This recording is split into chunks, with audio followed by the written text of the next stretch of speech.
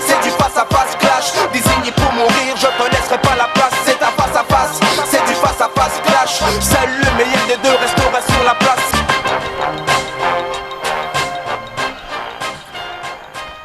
Un visa outre-mer, cette proposition de la ministre Annick Girardin. Question toute simple, messieurs, pour Mayotte. Bonne chose ou pas? En tout cas, moi, ça me parle. Ça me parle. C'est quelque chose sur lequel je pourrais me laisser tenter. Ouais. Depuis le temps qu'on parle de coopération régionale, depuis le temps qu'on parle qu'il faut trouver une solution à cette immigration clandestine, que ces gens meurent dans le lagon, etc., etc. Ça me parle. C'est-à-dire que tenter de faire en sorte que des gens puissent venir légalement sans prendre trop de risques, ça me parle. À partir du moment où c'est géré, c'est tout l'intérêt d'un visa. Ouais. Un visa, ça a une durée de vie.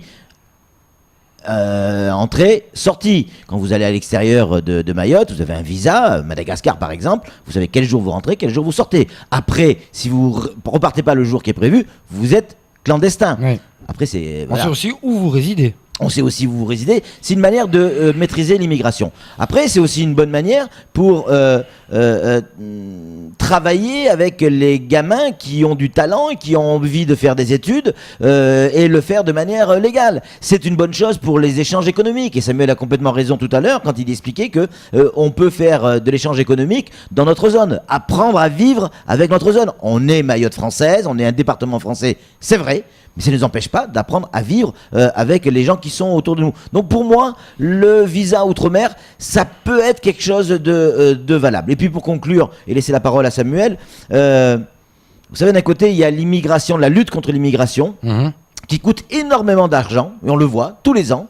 Pourquoi comme résultat ? Il faudra en mettre beaucoup plus pour avoir des résultats plus flagrants, enfin en tout cas à la hauteur de nos espérances. Et puis le visa outre-mer, lui, c'est pas véritablement une lutte contre l'immigration, c'est une manière de gérer l'immigration et en plus, il va rapporter des sous. Ouais, un encadrement des flux. Exactement. Alors, hier matin, je suis passé, je crois que c'est hier matin ou avant-hier, je me souviens plus exactement, peu importe, je suis passé place Pariage et devant le bureau des étrangers avec ma voiture.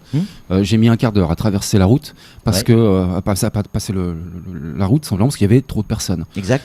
Des milliers de personnes par jour quasiment, j'ai envie de dire, qui s'agglutinent pour demander un titre de séjour. Au moins des centaines. Alors un titre de, oui, c'est plutôt des centaines. Un titre de séjour est assujetti à quoi ? À une attestation de domiciliation, d'accord ? À une reconnaissance d'une identité. Et on n'est pas foutu. Nom de Dieu. On n'est pas foutu de contrôler ces attestations, de savoir où habitent les gens, et vous êtes en train de me dire qu'un visa outre-mer permettrait de réguler et de mieux connaître l'immigration clandestine, alors que les titres des séjours, on n'est même pas foutu, et que c'est exactement la même règle qui s'applique. C'est pas ça que C'est-à-dire j'ai dit. qu'une personne qui a un visa, c'est pas ça aujourd'hui, que j'ai dit, Samuel. on va savoir où il est, on va savoir où il va dormir et quand il va repartir. Mais moquez-vous de moi. Mais moquez-vous de moi. C'est pas ça que j'ai dit du tout. Je vous dis simplement, au moins les gens qui viennent avec et ils sont parfaitement identifiés, on sait où ils dorment, on sait quand est-ce qu'ils doivent repartir. Voilà, ça veut pas. Oui, attention, mais ça veut pas clandestin. Et on va contrôler. Mais non, mais ça veut pas dire qu'il faut pas. Non, mais Samuel, vous avez raison, je suis d'accord avec vous. Alors, me coupez pas la parole et laissez-moi aller au bout de mon chemin. Ce que je veux dire, c'est que non, mais vous critiquez un système sans.